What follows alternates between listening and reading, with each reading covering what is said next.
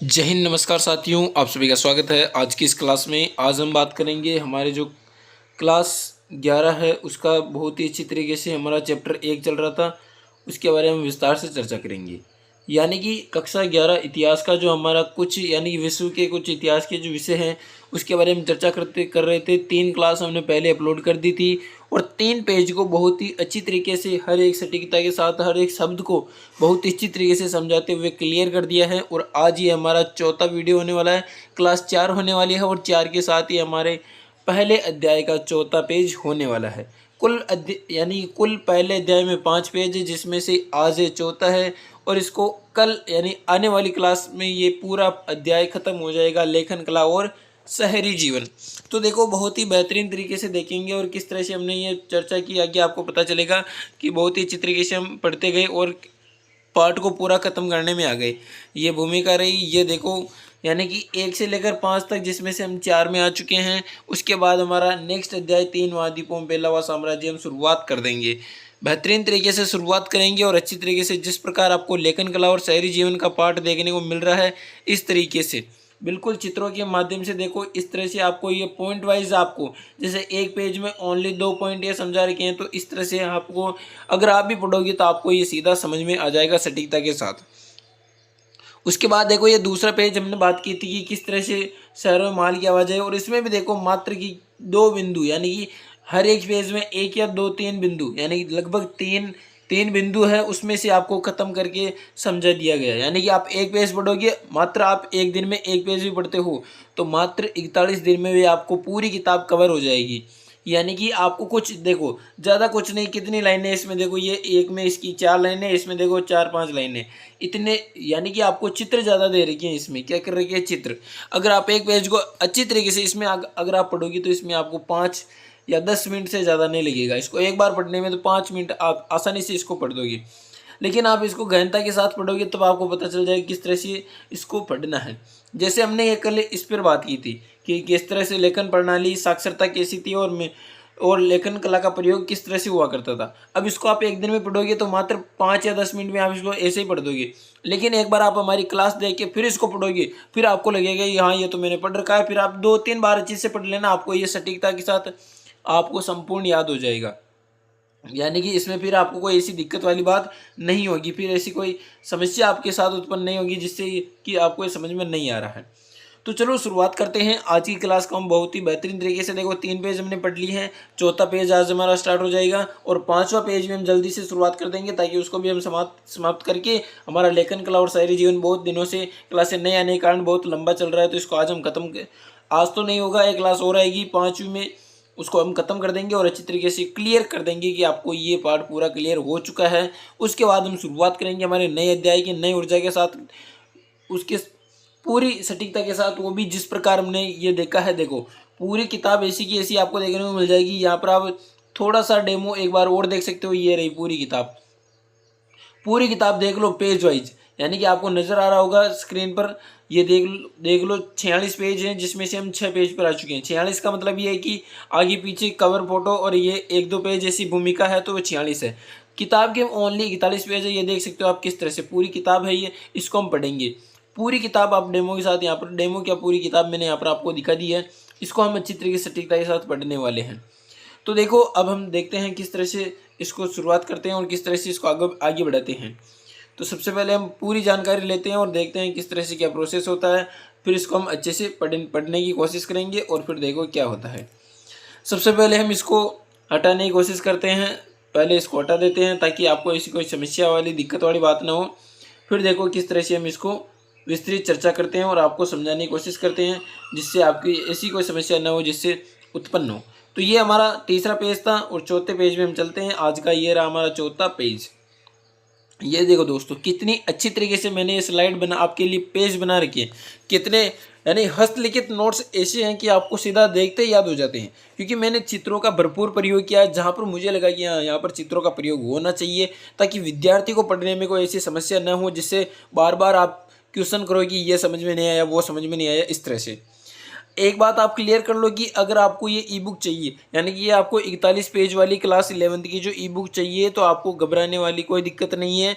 आप हमारे Telegram channel पर जाइए, वहाँ पर हमारी पर्सनल यूजर आईडी, वहाँ पर आपको पिन मिल जाएगी, यानी पर्सनल जो यूजर आईडी है वहाँ पर आप हमारे को पर्सनल मैसेज कर सकते हो। मैं आपका 100% रिप्लाई दे दूंगा, और किस तरह से आपको एक किताब प्राप्त होगी, किस तरह से आप ई बुक ले सकते हो, उसके बारे में पूरी प्रोसेस वहाँ पर टेलीग्राम पर आपको मिल जाएगी। तो टेलीग्राम पर जाइए, उसके बाद आप हमारे पर्सनल यूजर नेम पर जाइए, वहाँ पर आपको पूरी जानकारी आप मैसेज कर देना, हम रिप्लाई करने की पूरी कोशिश कर लेंगे। तो देखो आज हम शुरुआत करते हैं यानी कि चौथे पेज की, यानी कि आज हमारा 2 बिंदु है, 2 बिंदु पर हम विस्तृत चर्चा करेंगे। 2 बिंदुओं पर एक बार देख लेते हैं। पंचम पेज पर चल गई कोई इसी वाली दिक्कत? हाँ, ये देखो, अब हम देख लेते हैं किस तरह से इसको बहुत ही अच्छी तरीके से पढ़ते हैं। सबसे पहले देखो बिंदु कौन कौन से बिंदु है। एक तो दक्षिण मेसोपोटामिया का शहरीकरण, मंदिर और राजा। उसके बाद देखो दूसरा बिंदु है शहरी जीवन। तो दोनों को अच्छी तरीके से पढ़ेंगे। तो सबसे पहले हम पहले पॉइंट के बारे में विस्तृत चर्चा कर लेते हैं, फिर आपको बताते हैं किस तरह से क्या जानकारी है। सबसे पहले आपको जूम करके दिखा देते हैं पूरा प्रोसेस, ताकि ऐसी कोई समस्या ना हो जिससे आपको कोई समझने में दिक्कत हो। तो देखो मेसोपोटामिया, सबसे पहले इसकी पेज को हम थोड़ा सा देखो, दक्षिण मेसोपोटामिया का शहरीकरण और मंदिर और राजा। इसमें क्या कहा है कि जैसे दक्षिण मेसोपोटामिया, मैंने दिशाओं के फर्स्ट वीडियो में बताया था, बहुत ही अच्छी तरीके से। फर्स्ट वीडियो लंबा होने के कारण ये है कि मैंने हर एक चीज़ को बेसिक से कवर किया है कि दिशा कहाँ से कैसे है और किस तरह से दिशाएँ हैं, उसका विस्तार किस तरह से, भूगोल किस तरह से। मैंने कहा था कि भौगोलिक अगर इसका विस्तार आपने पढ़ लिया तो पूरे चैप्टर में आपको ऐसी कोई समस्या उत्पन्न नहीं होगी। तो क्या हुआ देखो, दक्षिण में मेसोपोटामिया का शहरीकरण, मंदिर और राजा। शहरीकरण, और जिसमें हमने बात किया था कि किस तरह से शहर विकसित हुए, उस प्रकार कैसे क्या हुए। तो उस शहरों में मंदिर और राजा की क्या भूमिका थी, इसकी इस बिंदु में हमारे को ये पढ़ना है। यानी कि ये दक्षिण मेसोपोटामिया है ये वाला। तो इसमें जो मेसोपोटामिया का शहरीकरण हुआ, यहाँ पर जो शहरीकरण हुआ वहाँ पर मंदिर और राजा है ना, उनकी क्या महत्वता है, उनके बारे में बात करेंगे और किस तरह से उनका विकास हुआ। तो देखो पहली लाइन, 5000 ईस्वी पूर्व में बस्तियों का विकास हुआ। यानी कि 5000 जो ईस्वी पूर्व ये बस्तियों का विकास शुरू होने लग गया। बहुत ही इंपॉर्टेंट लाइन है, अच्छी तरीके से कवर करना है, क्योंकि जो इंपॉर्टेंट मैं कह रहा हूँ उसको तो आपको ध्यान रखना है, क्योंकि ये इंपॉर्टेंट चीज़ें आपको क्या है कि बाद में आप ये तो ईजी तो पढ़ लेते हो कि हाँ हमने पढ़ लिया, लेकिन आपको पता ही नहीं चलता फिर क्वेश्चन कहाँ से आया, किस तरह से हुआ। शॉर्ट नोट्स का कारण क्या है कि आपको इस तरह से समझ में आ जाए कि ऐसी कोई समस्या ही ना हो फिर बाद में कि आपको दिक्कत आए। तो 5000 ईस्वी पूर्व में क्या हुआ, वहाँ पर बस्तियों का विकास हुआ। अब क्वेश्चन आ सकता है बस्तियों का विकास कैसे हुआ और किस तरह से हुआ, तो उसके बारे में बात करते हैं। बस्तियां हैं उनका विकसित होने का यानी कि दो तरीके से बस्तियां विकसित हुई थी। एक तो मंदिरों के चारों तरफ, जैसे मान लो ये कोई मंदिर है ना, तो इसके बाद जैसे थोड़ा सा डिटेल में समझाते हैं। ये मंदिर है, उसके बाद यहाँ पर जैसे ये चारों तरफ, इनके चारों तरफ बस्तियाँ विकसित होगी। तो विकसित होने के कारण क्या है, जैसे मंदिर है तो यहाँ पर बहुत सारे धार्मिक सद्भावनाओं मानने वाले बहुत सारे लोग आएंगे और यहाँ पर रहने लग जाएंगे। तो क्या है कि इनका व्यावसायिक रूप से भी अच्छी तरीके से काम चल जाएगा। तो ये तो था एक तो मंदिर के चारों ओर, और दूसरा क्या है, व्यापार केंद्रों के रूप में। यानी कि दूसरा है व्यापार केंद्रों के रूप में विकसित हो गए कि व्यापार हमने बसा लिए, फिर बहुत ही अच्छी तरीके से इसमें विकसित हो गए। जैसे मान लो कि ये इस तरह से बस्तियां विकसित हो गई दोनों तरफ। तो दोनों तरफ जैसे मान लो दुकानें इस व्यापार की लगा ली, तो यहाँ पर क्या है कि वो बस्ती पूरी व्यापारिक केंद्र के रूप में जाने लग जाएगी। उसके बाद जो बच्चे हैं उसमें से शाही शहर आ गए, यानी कि बच्चे जो भी है वो अन्य शहरों की श्रेणी में आ जाते हैं। उसके बाद देखो हम देवी और देवता की बात करते हैं। यानी कि हर जगह जैसे मंदिर बने हैं तो कोई देवी देवता होगा, उसका मंदिर बना होगा, है ना। और क्योंकि हर जगह सांप्रदायिक सद्भावना रहती है, धार्मिक आस्था रहती है। तो वहाँ पर क्या हुआ कि मेसोपोटामिया में जो मंदिर थे वहाँ पर देवी और देवता कौन कौन से थे, तो जो उर थे, यानी जो उर है वो उर जो है चंद्र देवता थे। यानी कि उर नाम के देवता थे। कौन से नाम की, उर। अब ऐसे कौन से नाम है, तो ऐसे नाम होंगे क्योंकि हम कहाँ की बात कर रहे हैं, देखिए दक्षिण मेसोपोटामिया। तो देवता कौन से थे, उर, है ना। जो क्या थे, ये चंद्र देवता थे। क्या थे, चंद्र देवता।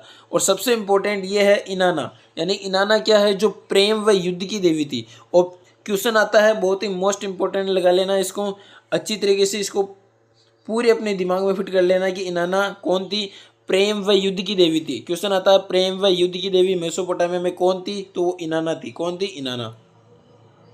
अब देखो हमने बस्तियों के बारे में बात की कि वो विकसित हुई, लेकिन विकसित कैसे हुई, किस तरह से उनके बारे में बस्तियां बनी और किस तरह से वो आगे चली, तो उसके बारे में बात करते हैं। देखो बस्तियों के जो आंगन थे, यानी जैसे मान लो कोई एक बस्ती विकसित हो रही, उसका आंगन खुले हुए चारों तरफ कमरे थे। यानी कि जैसे मान लो ये कोई बस्ती है तो इसका आंगन खुला हुआ और इसके चारों तरफ क्या थे, कमरे थे। इस तरह से वहाँ पर हुआ। फिर देखो लोग लोग क्या करते, अन्न दही जल मछली का प्रयोग, यानी अन्न दही मछली का प्रयोग करते थे, यानी इन तीन चीज़ों का अत्यधिक प्रयोग करते थे।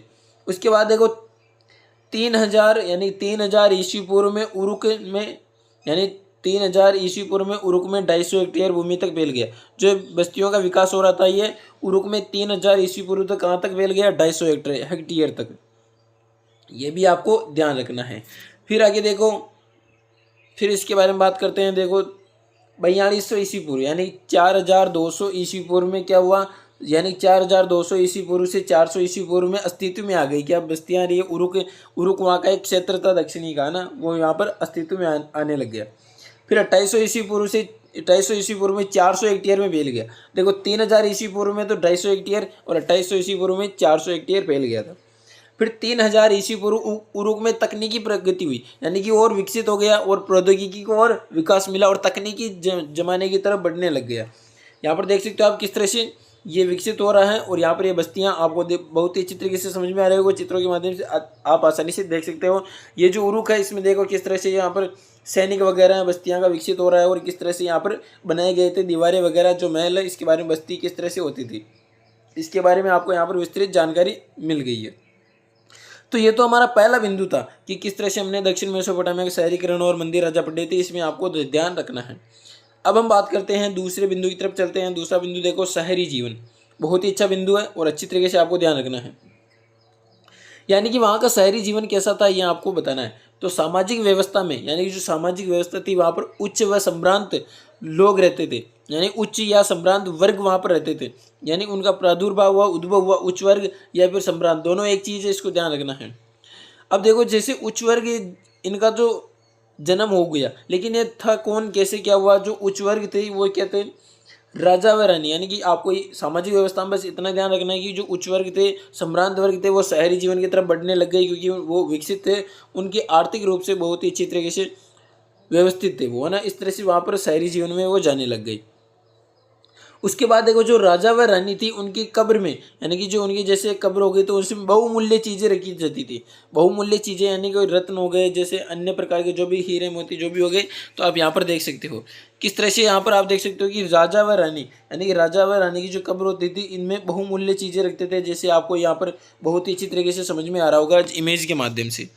तो इमेज का मतलब क्या है कि आपको अच्छी तरीके से समझो और इसको देखो कि किस तरह से यहाँ पर व्यवस्थित तरीके से बताया गया है। फिर देखो यहाँ पर हमने बात कर ली राजा की कब्र व रानी की में बहुमूल्य चीज़ें मिलती थी। परिवार कैसा होता था, बहुत ही मोस्ट इंपॉर्टेंट है कि जो मेसोपोटामिया में शहरी जीवन था वहाँ पर परिवार कैसा था। तो एकल परिवार था, पिता मुख्य होता था और नववधु को सास लेने जाती थी और पुत्र को पिता का घर मिलता और पशुधन और खेती प्राप्त होती थी। यानी कि इसका मतलब यह है कि जो एकल परिवार को वहाँ पर बहुत ही ज़्यादा महत्वता थी, पिता वहाँ का मुख्य होता था और जो जैसे नववधु आ रही है तो उसको लेने कौन जाती, सास जाती, और पुत्र को पिता का घर मिलता और पशुधन और खेती दोनों प्राप्त होते थे। तो ये देख सकते हो किस तरह से एकल परिवार आपको नजर आ रहा है। उसके बाद देखो 1930 के दशक में उर के साधारण घरों की खुदाई की गई। 1930 के दशक में उर की खुदाई करने लग गए और फिर वहाँ पर जो साक्ष्य प्राप्त हुए उनके बारे में और रिसर्च करने लग गए। तो ये था हमारा पेज नंबर 4। बहुत ही अच्छी तरीके से आई होप आपको समझ में आ गया होगा किस तरह से मैंने समझाया। इसको आप अगर देखना चाहो तो इस तरह से आप देख सकते हो, पढ़ना चाहो तो इसका स्क्रीनशॉट या कोई ऐसी चीज़ है जिसके माध्यम से उतारना चाहो तो उतार सकते हो, या फिर आपको ये ई बुक चाहिए तो मैंने बता दिया टेलीग्राम चैनल पर जाओ, वहाँ पर आपको पूरी जानकारी देखने को मिल जाएगी। वहाँ पर यूज़र नेम है, वहाँ से आप सर्च कर लेना और आईडी उसमें आप पर्सनल मैसेज कर देना, डीएम कर देना, वो आप वहाँ पर आपको रिप्लाई मिल जाएगा। तो 2 बिंदुओं के बारे में बात की, एक बार शॉर्ट रिवीजन कर लेते हैं। देखो दक्षिण मेसोपोटामिया शहरीकरण का विकास, बस्तियों का विकास कैसे हुआ, मंदिर के चारों तरफ व्यापार के अंदर शाही शेष, देवता थे उर, देवी थी इनाना, खुले आंगन, चारों तरफ कमरे, दही अन्न दही मछली का प्रयोग होता था। 3000 ईस्वी पूर्व 250 हेक्टेयर, 4200 से 400 ईस्वी पूर्व अस्तित्व में आए और 2800 में 400 हेक्टेयर।